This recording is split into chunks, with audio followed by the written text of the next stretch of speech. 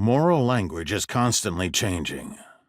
In the 20th century alone, a striking list of new moral terms entered mainstream discourse. The English word racism, following the slightly earlier appearance of racisme in French, emerged around the turn of the century. Yet it was only in the 1930s that it came into widespread use as a pejorative, primarily to condemn anti-Semitism in Europe. The term genocide did not exist until 1942, when it was coined by Raphael Lemkin, a Polish lawyer of Jewish descent who fled Nazi occupation. He was motivated by the conviction that existing terms like mass murder, atrocity, and war crimes failed to capture distinctive aspects of the horrors of Armenian genocide and the Nazi Holocaust.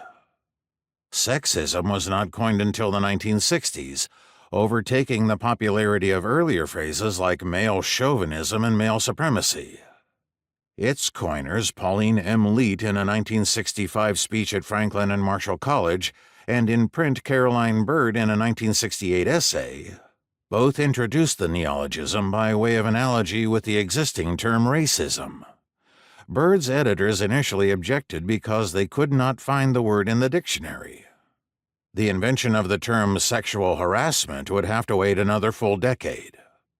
Its coinage in the mid-70s is usually attributed to a consciousness-raising group in Ithaca, New York, and, according to some sources, was first used on a placard at a political demonstration.